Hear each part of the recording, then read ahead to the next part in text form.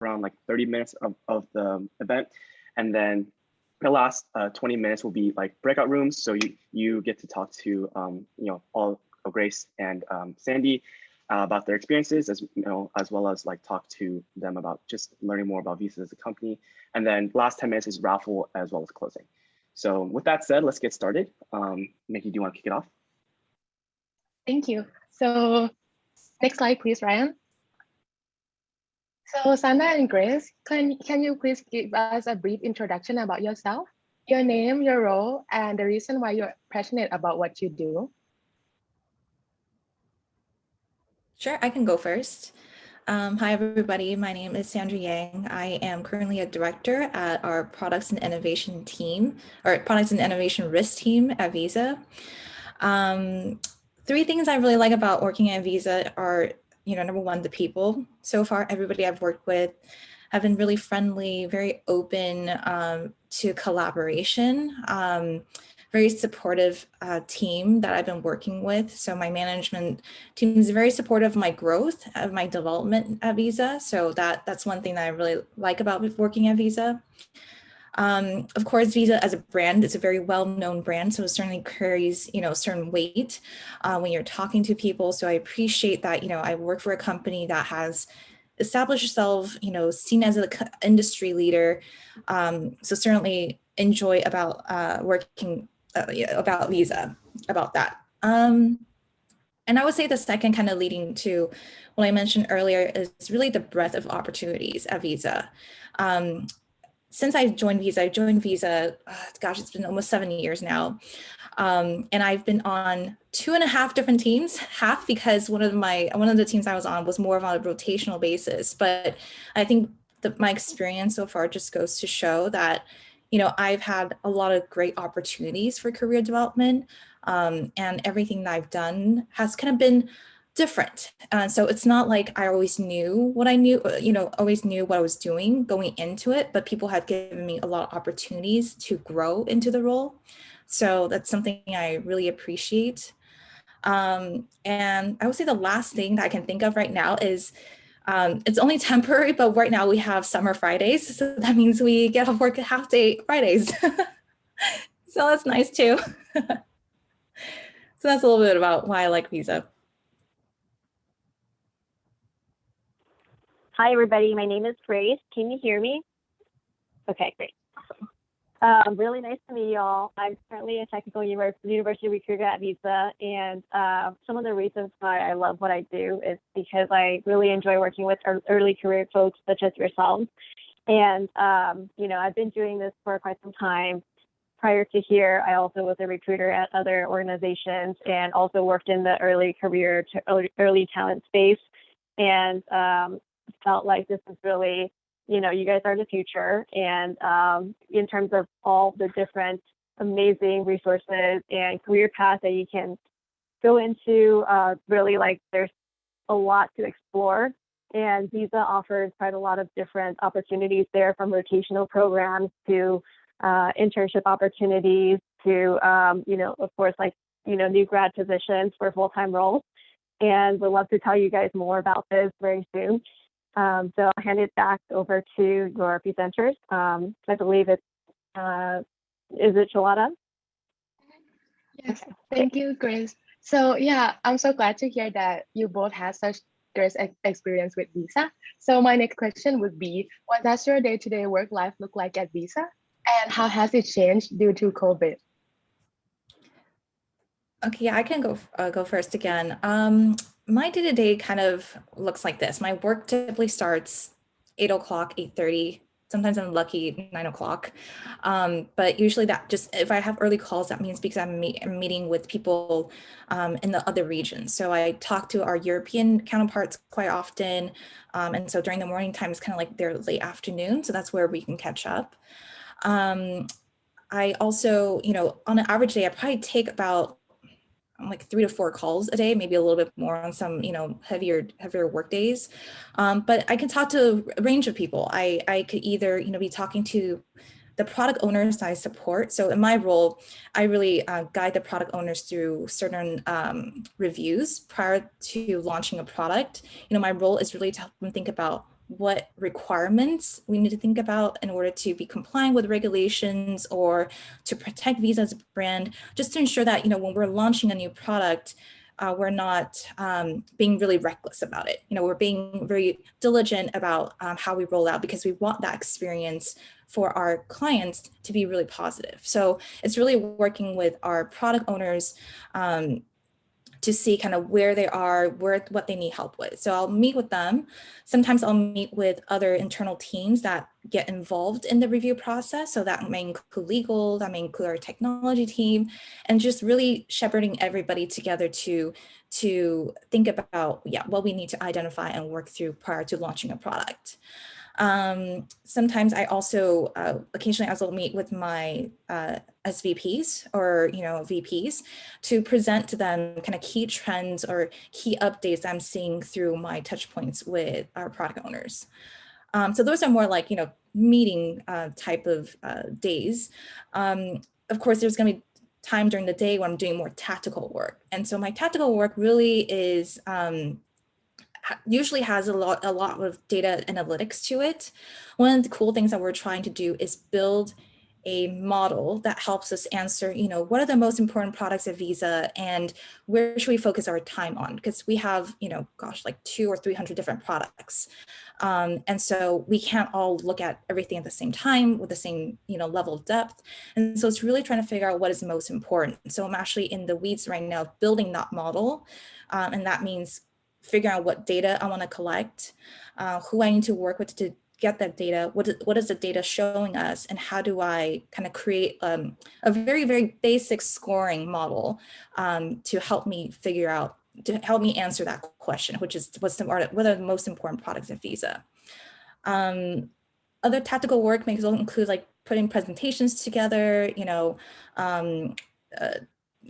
reporting things out. So that's kind of like what my typical day looks like. And since COVID, obviously everything is virtual. Depending on the team you're working with, people might be more inclined to go on video. Some people might not. It's completely up to you and your comfort level. And I think that's also very much dependent on the company culture. Like I know friends who are in other companies who are always on video, but that might not be the case for Visa. And then, other impact to COVID is really, unfortunately, you lose the opportunity to socialize with your coworkers, outside of work. A lot of the meetings we have is just talking about work. You only have maybe a minute at the beginning to ask each other how you're doing and things like that. And so that's what I really miss, is really that opportunity to go grab a coffee, get lunch, have like very casual discussion about how their lives are going. And so that's something I'm looking forward to having once we, whenever we can return back to the office.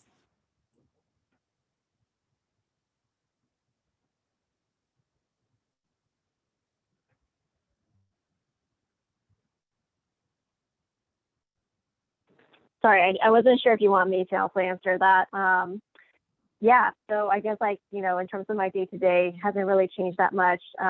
Typically, most of our interviews have already been virtual for the most part. So I think the biggest change is mainly the pandemic, helping a lot of folks reassess what would be a good work-life balance. There's a lot of additional stress that comes with the pandemic. Sometimes people are now being forced to blend their work and personal life, in the same space. So for me, to just get really personal, I think that a lot of folks are realizing and recognizing that everyone's in a different situation. So in terms of being on video, we also don't, enforce that, because we know that that may not be comfortable or a possibility for everyone to constantly be on video. It depends on their home life, their current situation.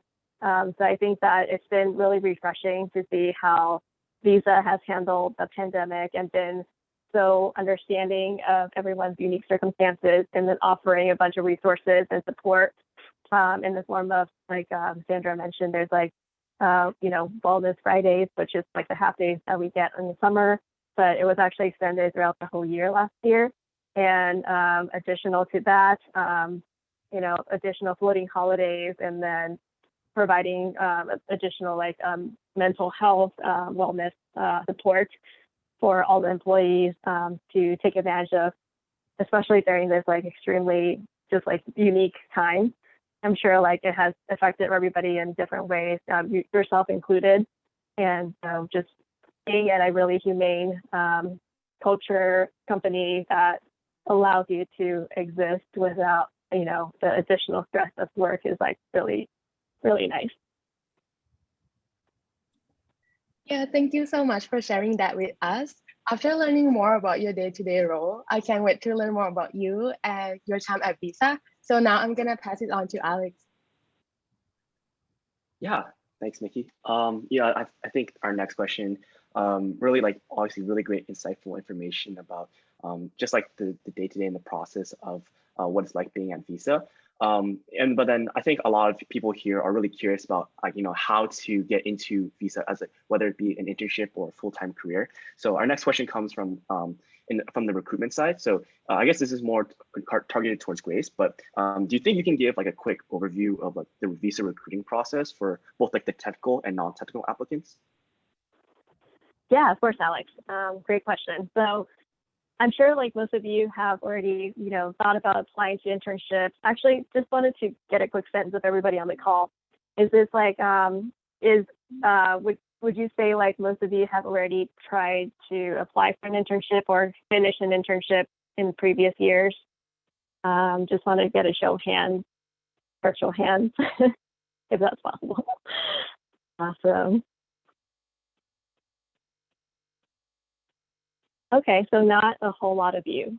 Okay, so good to know. So in that case, if you're brand new to the game and the world of internship applications and internship interviews, I highly, highly recommend that you do all of your research in the summer and apply in the fall for the next summer, if that's what you're aiming for. So for instance, right now is technically already late, so very few places are still going to have open internship positions. And one thing that surprised me that I wish I knew when I was in school is that internship positions are usually posted in the fall of the previous year for the next summer. So when you think about that, people are actually applying the minute you start a new semester or new quarter of school. So basically right after you begin your fall semester, you have to start interviewing and get your resume together. And by December of the previous year, most people who are savvy have already landed their internships for the following summer, and most of those positions are gone. And then if you try to apply in January, there's fewer positions. In February, very few positions. In March, almost no positions. And in April, pretty much nothing is left. And if you think about it in May, which is right now, and you're like, oh, summer's coming, I should apply to something, chances are you're going to have a really tough time because there's going to be almost nothing out there. So think of it as you have to plan for it really, just really, really early and in advance. And then the other thing to think about is how do you get in front of a hiring team, a hiring manager such as Sandra? How do you get in front of somebody who's going to actually be making those decisions? I would say you may think that career fairs are overwhelming, and potentially you might have walked past a career fair and been like, wow, there's thousands of people here. There's no way I'll stand out. It's actually a really effective way of getting in front of live employees at different companies, including us, and getting noticed instead of just applying. Because two things. One, it shows that you have initiative and you're taking the time out of your busy week, busy day to meet with us in person, either in person or virtually now. But you're taking the time, and that actually speaks volumes to us. And then the second thing is, believe it or not, career fairs are one of the strongest ways that you'll get noticed, because we actually place an emphasis on looking at applications that came from career fairs first. So if you go to career fairs and meet us there, you would actually be able to get noticed a lot faster. And then you may also ask, well, what if I couldn't make it to career fair? Or let's say if we didn't participate this one time, or we don't participate in most of your career fairs, how do you get noticed that way? Well, the other way is definitely, when you are applying, you can still find out who works at the company through a lot of different avenues these days. A lot of our, technical, non-technical, like business roles, you can find Visa employees everywhere. And one way to find us is like through LinkedIn, through alumni networks. I know that I heard, that Sandra herself is actually not only an alumni, but a founder of your group. So she is like a perfect contact to get in through the door and get referred to positions that way. And by doing that, you're also getting yourself you're showing the intention, and then you're showing that you took the additional step to be proactive, to network with an existing employee and learn more about our internal culture, what we do, and you'll probably also be more prepared going into the interview process. So hopefully those are some initial, quick tips, and there's a ton of other things you can do. But, I think those are some of the bigger questions that people ask when it comes to the search and how to, get noticed without spamming applications everywhere and not hearing back. So hopefully that helps. Yeah, that helps a lot. Thank you, Grace. I think yeah, no problem. obviously looking for internships in a full-time career is obviously a very daunting task. And so having those tips to really just get a leg up on everyone else is really impactful. And so honestly, I want to ask the both of you, do you guys think you could talk about your recruiting process to get to Visa, and how if you could talk about some the things that Grace talked about, whether it was the getting your position because of a career fair or because of a referral or some networking opportunity that you guys took advantage of. What were some the opportunities that you guys took advantage to get to the position that you are at right now at Visa?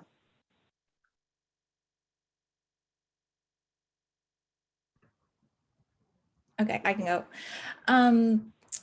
Yeah, so actually, when I was at Irvine, I was actually the first graduating class. I think the first graduating class for the BIM major, and so it was actually a challenge for the people in my groups to figure out what can you do with the BIM major, right? There was nobody before us, didn't really know what our skill sets can apply to, but and this was actually what I would say, another tip to thinking about getting an internship is really leverage the network you have at school.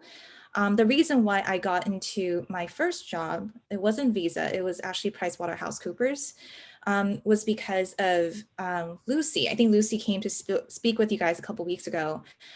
She was a year ahead of me, so she was definitely a year ahead in terms of thinking about career, and her involvement in an accounting association gave her the visibility into some audit opportunities at PricewaterhouseCoopers. And because of her experience, I got to learn about that career path, and that's kind of where I headed towards when I first graduated. So, I went through that recruiting season with PwC, Deloitte, all the big fours. Was able to land an internship with PwC.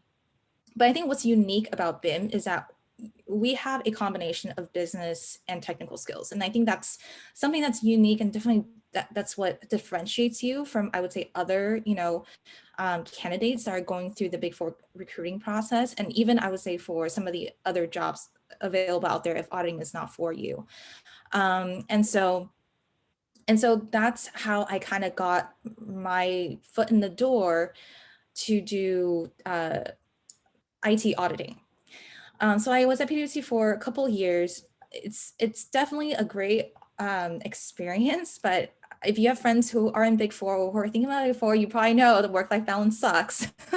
So at one point, at some point, it's not sustainable and it's not for everybody, and that's okay.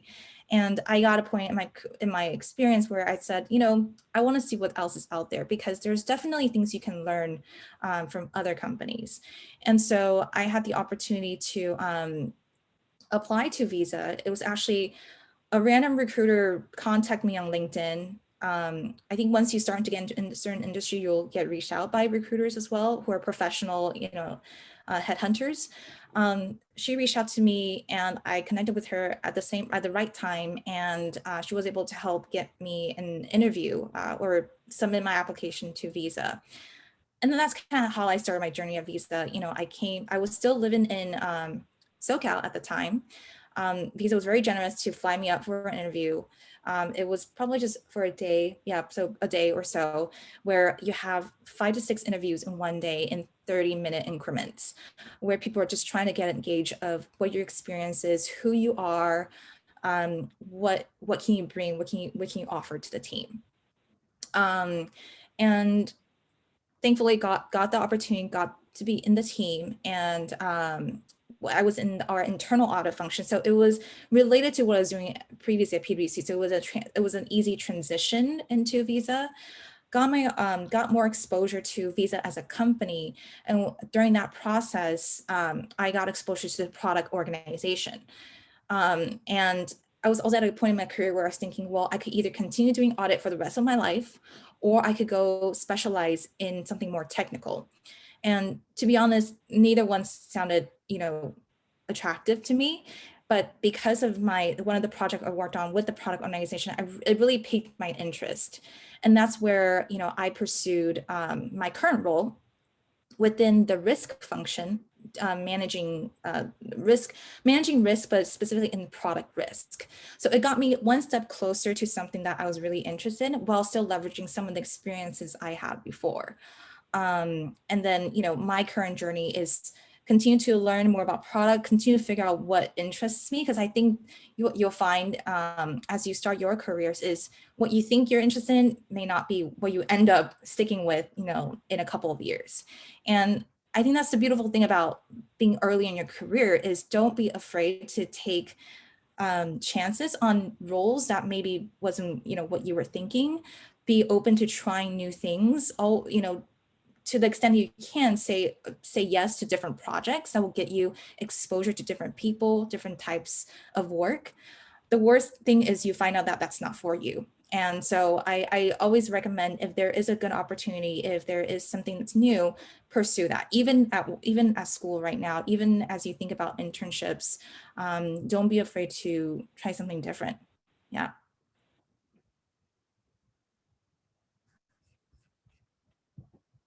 I love that. Thanks so much for sharing, Sandra.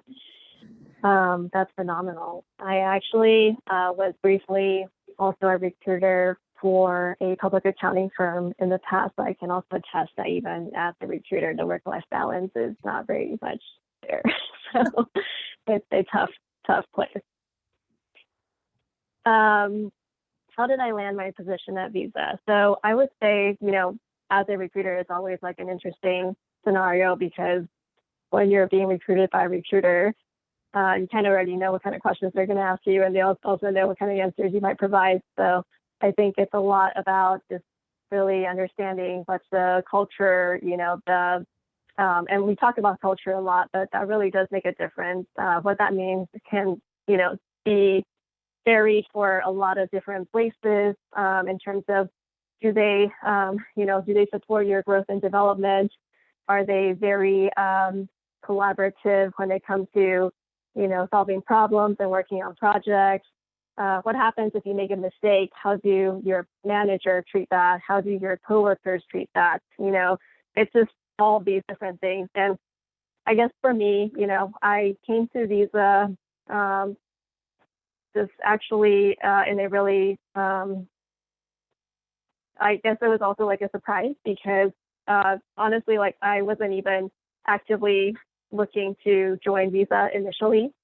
But the great thing was that during the interview process, after, I was reached out to consider the role, I grew to enjoy everybody I met more and more, to the point where by the end of the interview process, I, had a really tough decision, because I had I did have other positions that I was considering, and I ended up going with Visa because I enjoyed my coworkers that I met throughout the interview process so much that I really felt like I could be really successful here. And luckily it became true. And I continue to really enjoy it here today, and even more so the longer I've been here. And that's actually a really rare thing and a really interesting, experience, because sometimes, after the initial honeymoon period of a new job, you start to see like a lot of things that are not going as well. But here I actually have felt like things have been really smooth, and the people I've met have been just incredible, and definitely felt like this is a place that I can really be here for a really long time and still feel like challenged, and I'm still learning and still growing. And so it's been a really phenomenal, turn of events. And I'm really glad that I ended up making that jump. So, yeah. Yeah, thank you so much, Sandra and Grace. Like, honestly, the insight to what visa is like and how did you get there is really impactful. And I really want to touch upon, like, I guess Grace's anecdote about how, like, as a recruiter being recruited for like a specific position, it's really weird how the specific answers or the specific questions that they're gonna ask you, and you already have those answers like answered already ahead of time. And so I guess, like, with that said, Sandra, as a hiring manager, and Grace as a technical recruiter, like, what are some of, like, the qualities that you look for in candidates, whether it be like technical skills or soft skills? Grace, you can answer first. All right, sounds good. I would say that, so typically for a lot of the soft skills, you'll get a, pretty typical smattering of questions regarding how you work as a team, how do you handle challenges, how are you proactive, and how you demonstrate the leadership. So those are, like, usually the big ones. And if you have, my biggest tip for being successful with answering these questions is coming in with really specific examples, and preferably recent examples, because the more you can paint a picture to show how you've behaved in the past, that tells the interviewer a couple of things that they may not be directly asking you. And when I say specific, I really mean go into a lot of detail. Instead of just saying, yesterday I painted the house, tell them how you got the paint, how you exactly did you paint the house? Was it by yourself? Did you hire a crew of people? Did you enlist neighbors off the street to help? How did you go about that? How quickly did you complete the paint job? What did the paint job look like at the end? How satisfied were you and were your neighbors with the job? Like, basically go into every single detail that you can think of, but still be concise and directly to the point. That way you can really, completely answer that question and leave the interviewer with, like, a good sense of who you are. The other thing too, so going off of the soft skills, which is, definitely things you can actually rehearse, because you know yourself the best, and you should actually know your own resume and your own experiences inside out. So just review those key experiences, key points before the interview, before the call, and then you will be able to do a lot better than if you just walk into it trying to think of examples on the spot. But yeah, going into technical questions. So technical questions are definitely something that's more tricky, because you can prepare, but I have also seen people who are otherwise extremely strong candidates get choked up or frustrated because they're nervous and under pressure during the interview and not be able to answer technical questions. It is really challenging. So technical questions, you can prepare as much as, coursework, you can practice with, interview booklets, online tests. But when it comes to the live actual interview, my biggest tip is really to take a deep breath and ask clarifying questions along the way, because the last thing you want to do is silently trying to solve a coding challenge, for instance, while the interviewer watch you make mistake after mistake and go down the wrong rabbit hole. Instead of, taking a step back, asking, is this what you meant? Am I answering it correctly? And then going forward and making sure you're on the right track. And then, of course, what if you run out of time? That's also happened too. So if you don't solve the problem for technical questions and you run out of time, don't panic, and definitely don't despair. We've actually had a really, heartwarming story of one of our current engineers who didn't answer a question by the time the interview ended, but thought of the solution later and thought of better ways that they could have answered the question, in the portions that he did answer. And he actually sent our interviewer the full solution, let's say like a couple hours after the interview. And the interviewer was so impressed that this candidate took the time and also came up with a really superb answer that they ended up getting the role. So this is kind of like just going back to, think of it as all the interviewers that you meet want you to succeed. They want you to be the person that they're going to hire and have join the team, because interviewers are regular people taking time out of their busy day, and they most likely are hiring for this position because they need help. They need more people to complete the project, complete the work that they're doing.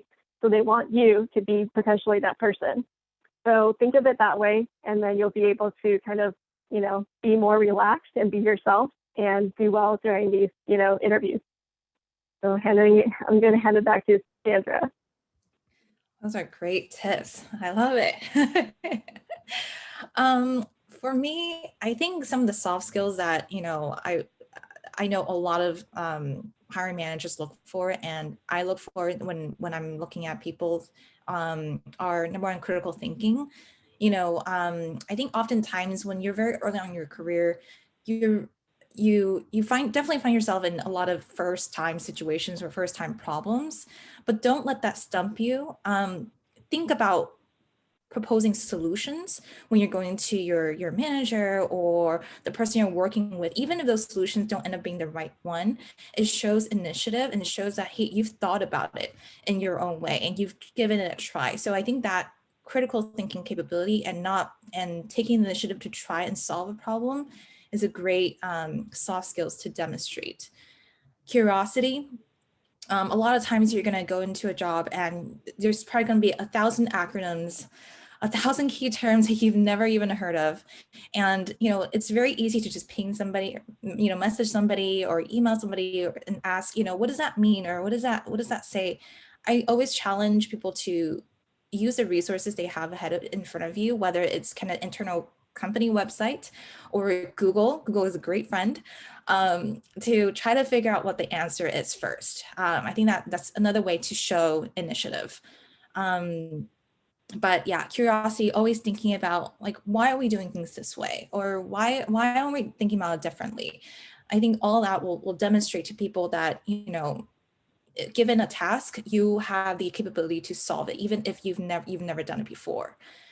People skills or relationship building is really important. A lot of times as you progress in your career, you'll find that a lot of things can't just be done by you. It requires collaboration from everybody. And so the easiest and the most efficient way to get things done is if you have a good relationship with the people that you need something from.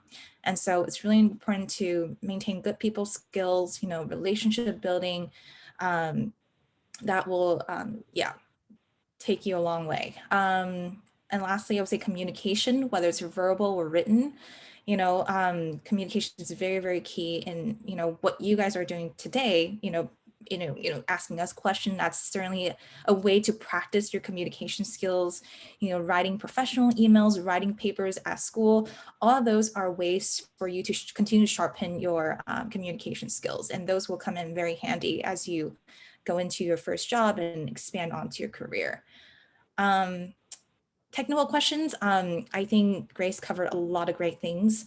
I will also, just add on that, when she said asking clarification question, I think that's such a key thing to keep in mind.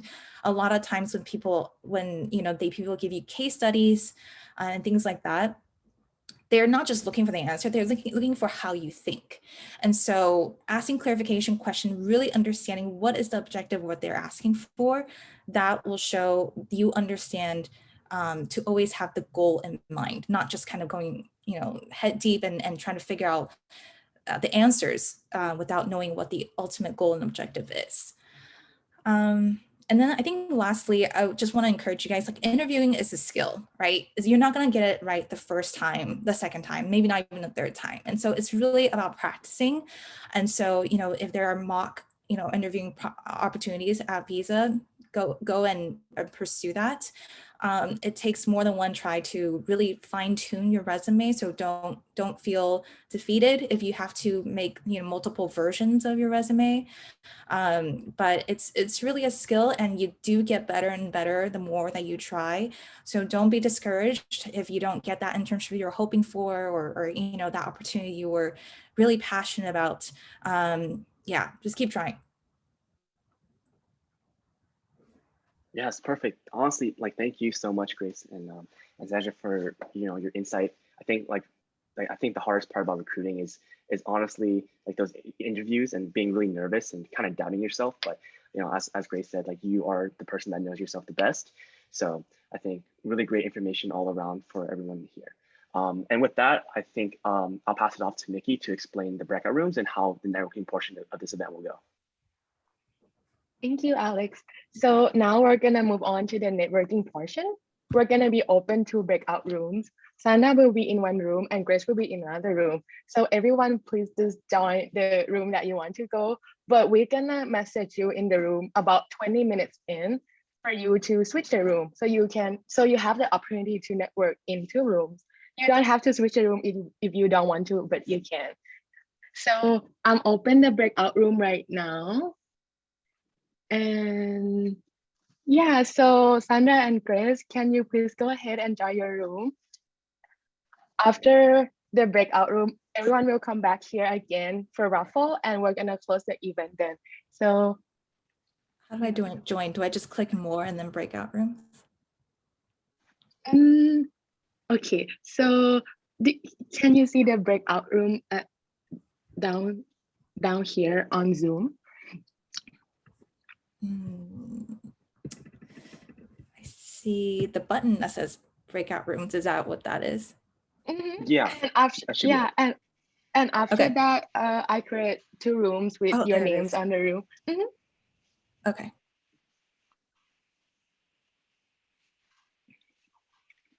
Yeah, so I think Grace and Sandra, you guys are free to hop off the call. We're just gonna do our raffle just in close. So yeah, thank you so much for coming out. It was we really appreciate it, and all the advice that you gave throughout this event was really appreciated. Yeah, thanks for having us. It was nice being all of you, and good luck. Yeah, thank you. Bye.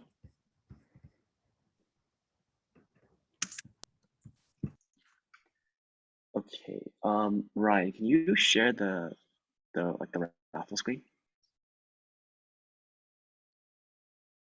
I'm not having access to the feedback form. Is that okay? Oh, yeah. Let me try something on that. All right, cool. Thank you. Yeah, of course. All right. I think I have everyone's name in here real quick. If you don't see your name, let me know. Otherwise, I'll run the wheel. But super nice to meet everyone. I'm part of MAISS board. I should probably have said that earlier, but yeah, I hope you guys enjoyed our event. I'll run the wheel then. So we have, oh, wait, Kabir, I think I got you. I saw your message. Yeah, it's right here. Okay, our first winner. Woo! Good stuff. Hey. We'll contact you soon after the event. Nice. We're just gonna spin it again 2 more times. Oh, have like a drum roll. Catherine Nguyen. Woo! Hey. Congrats. Super cool. Hope you enjoy the gift card. Hey, last one, guys, and no winning twice. Let's see. Ooh, Kabir. Good stuff. Kabir. Nice. Good stuff. Congrats. Hi. Wait, Kabir, you're here, right? Oh yeah, you just messaged me. Okay. Yeah, we'll get in contact with you guys who won, but thank you so much for coming. If you can fill out the feedback form, feel free. But yeah, make sure to connect with Sandra and Grace on LinkedIn. I'm sure they're gonna want to hear from you guys. But yeah, thanks everyone. Thank you, everyone. Thank Have a great night. Thank you. thank you. By the way, feedback form still not getting access. Oh, Yeah, is it UCI I'm so only? sorry. Sorry. I don't know what's going on with the feedback form. I think it might be UCI only. Just because I tried getting in there too. Oh, actually, No. it is. I don't know. I am on the UCI account. It's Yeah. still not working.